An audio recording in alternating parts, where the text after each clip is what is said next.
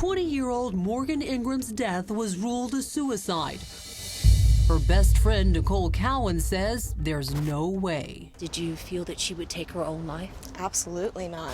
She was one of the happiest people I'd ever met. And Morgan's parents say there was one very specific reason they believe she was murdered. Morgan was so scared at that point. She was terrorized. Terrorized by what they claim had been happening for the 4 months leading up to her death. Morgan was being stalked. When did this stalking start? Who did Morgan think it was behind the stalking, and how did it begin? She started hearing tapping on her window. Yeah, we went out, walked around the house, and I'll never forget that moment walking up because we were expecting to see a branch that was rubbing against the house, and there was nothing within 10 feet of our windows. 2 days later, it happened again, this time when Morgan was about to take a shower. We had a small obscure window, that crank-out windows, which are very secure, and it was cranked out like an inch. So she took off her clothes, and then she looked up, and she got a creepy feeling, and she said she tried to crank it closed, and a fist hit the window.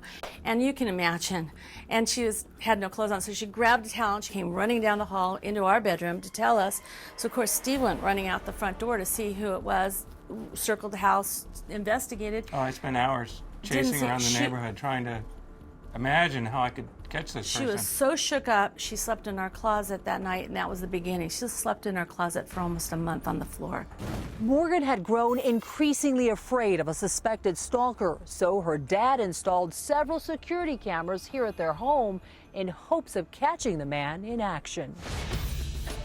Then they say they did. When we caught the first picture of the stalker, and our neighbor saw it and recognized the body type and told us that this guy had just moved into the neighborhood a couple houses down from us, Morgan turned white as a ghost. Then she knew. Then she knew who it was. She was pretty confident it was Keenan Van Ginkel.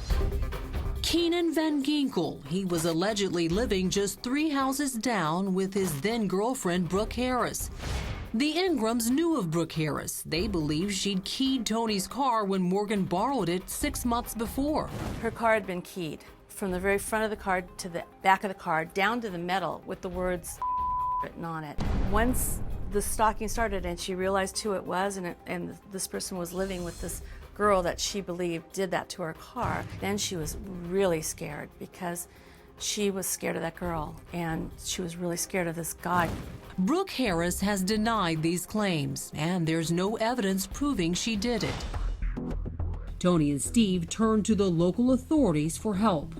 How would you describe the Garfield County Sheriff's Department investigation? Oh, in one word, it was absolutely incompetence. Deputies did meet with the family over a dozen times, but the Ingrams say it took too long for their concerns to be taken seriously.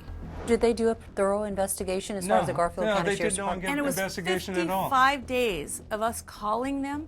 On the 55th day, they called and said that we have a detective assigned to the case and it's a felony stalking case. It's finally classified as a felony stalking case, but the stalker keeps upping his game. 2 days before this happened, the sheriff had come to our house and told me that he believed the stalking was going to escalate. And I said, what does that mean? And he said, well, don't worry, I'm putting extra patrols on your house. It was like the perfect storm. It was so bad. We did everything wrong. He turned off the motion detector by the front door because they put extra patrols on. Yeah, and it they was had setting extra patrols off in their bigger cars, so the alarm was every constantly time. going off. So I repositioned the alarm at the front door, and there That was bad. Then, that awful night. Morgan's parents say they've discovered even more evidence pointing to foul play. Probably a month or 6 weeks before she was murdered, we put in a panic button. Real simple. It was on the side of her bed. All she had to do was tap it, and a loud bell went off in our room. And I would come running with a baseball bat. But it was gone. It had been torn off from where it was mounted, and we found it later in the corner of the room under clothes. And in the room next to Morgan's, right alongside Morgan's bedroom was the laundry room. And the first responders, when they came, They asked, could this have been carbon monoxide? And I know about carbon monoxide. Morgan was exposed to it when she was younger. So we had a carbon monoxide detector. So when they asked me, I said, let me go see. And it was a super high reading. Usually it's 0 or 1 or 2, and it was in the hundreds. And I researched this later. If someone was to prepare a chloroform rag there on the countertop, the fumes from the chloroform could easily cause this reading on a carbon monoxide detector. Morgan's parents believe chloroform could have been used on Morgan, even though there is no mention of chloroform found at the scene or in any of the official reports. So, what exactly do the Ingrams think happened to Morgan that night? We believe when we were gone from the house between 6 and 8 that someone came into the house and probably disabled her panic button at that time. And I'm not sure if somebody hid in the house or not. That's a question I've gone both ways. They could have easily been in the house. They could have easily set up some way to get in the house. The dogs were locked up in the laundry room, which was completely unusual.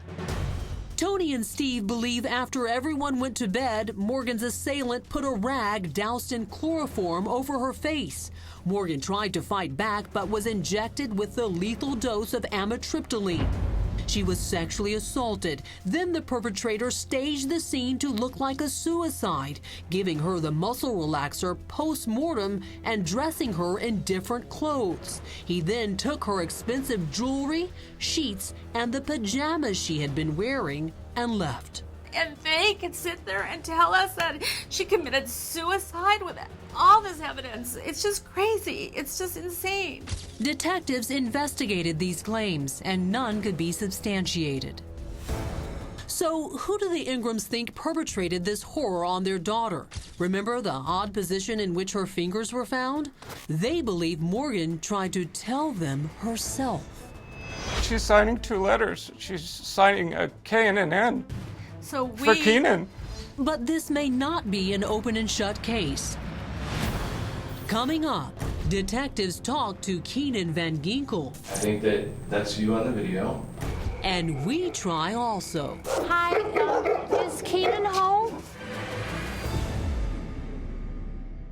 It looks like your car, and it looks like you. There's a shirt that you're wearing on Facebook, and this guy in the video has the same shirt. And then there's the video of you driving up, and then pulling out and turning around. Pulling up in her driveway? Yeah.